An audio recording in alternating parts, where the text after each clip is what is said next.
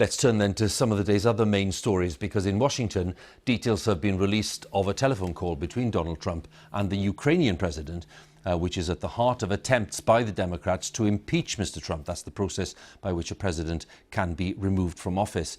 The president has rejected allegations that he put financial pressure on Ukraine to provide information about a business that is linked to Joe Biden. He's the likely Democratic candidate in next year's presidential election. Our North America editor, John Sopel, picks up the story. He's made me more famous and I've made him more famous. Who'd have thought that a meeting between Donald Trump and his Ukrainian counterpart would become the most keenly anticipated event of UN Week?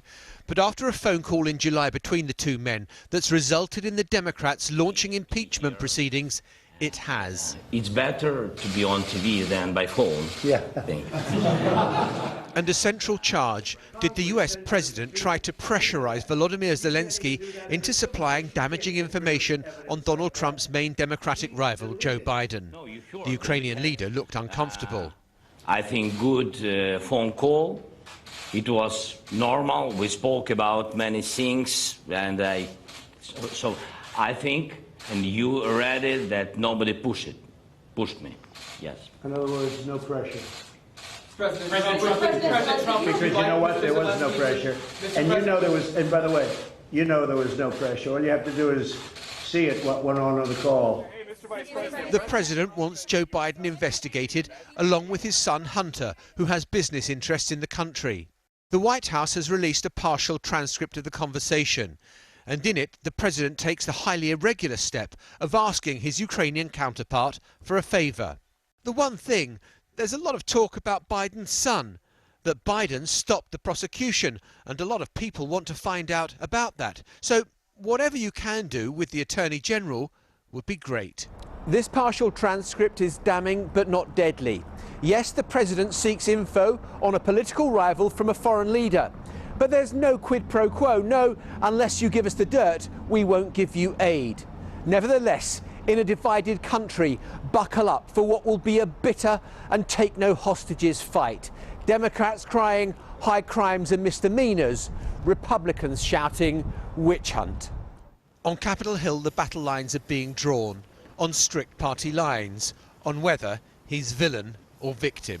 Like any mafia boss, the president didn't need to say, "That's a nice country you have. It'd be a shame if something happened to it," because that was clear from the conversation. To impeach any president over a phone call like this would be insane.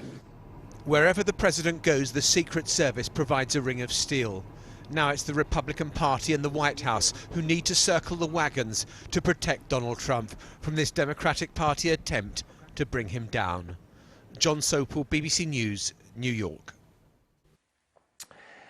Now, you could be forgiven for thinking that political times in this country were extraordinary, but the US is also going through its own political convulsions, where President Trump's Democrat opponents believe they have enough ammunition today to try to drive him out of office. In any other age, this story would take up half this programme, at least, were it not for Brexit. The latest developments in the US came from the transcript of a conversation Mr. Trump had with Ukraine's president, in which he asked for help digging up dirt on the son of Joe Biden, who is a potential challenger to him in next year's presidential election. In the past hour, Mr. Trump said the allegations were all a big hoax.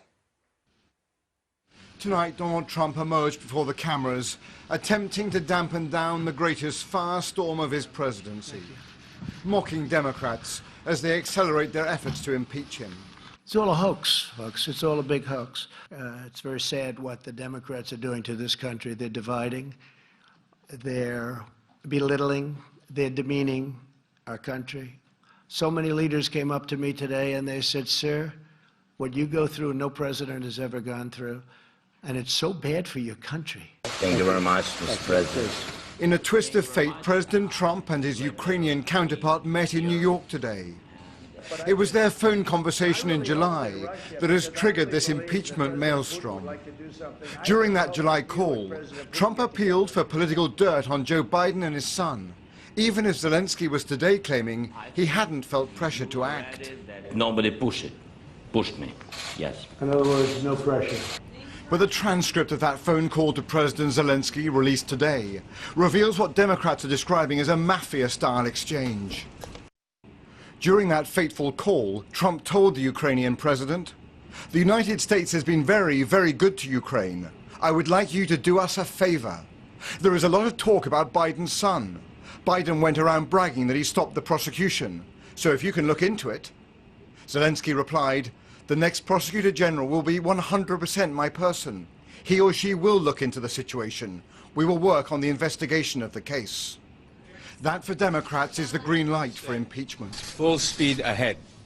A US president caught asking a foreign leader to pursue an investigation against a political rival. Many also suspect that a $400 million arms deal to Ukraine was being linked to whether Zelensky followed through on Trump's request. No one should have any illusions about the seriousness of what is already uncontested, and that is the President of the United States has betrayed his oath of office and sacrificed our national security in doing so. So, Senator, what was your reaction when you read the transcript? A total abuse of power. You have the President of the United States using the power and the prestige of the office of the presidency to ask a foreign leader to interfere in an American election and to harm one of his political opponents. But key Republicans are circling their wagons around the Trump White House. This phone call is not an impeachable offense, and if it becomes an impeachable offense, God help the next president and the ones beyond. Help us impeach this president! The Speaker of the House, Nancy Pelosi, is now taking the greatest risk that exists in the American political playbook, impeaching a president, trying to ensure that Trump becomes only the fourth US president to face such a humiliation. The distribution of power here on Capitol Hill is simple. Democrats control the House, meaning that impeachment proceedings are almost certain to begin. But Republicans control the Senate. That is where a trial of Donald Trump would take place. And that means his conviction and his removal from office is unlikely. The president is certain to see this as the fight of his life. And this nation is braced now for a political showdown of an intensity not witnessed for decades. Robert Moore, News at 10, Washington.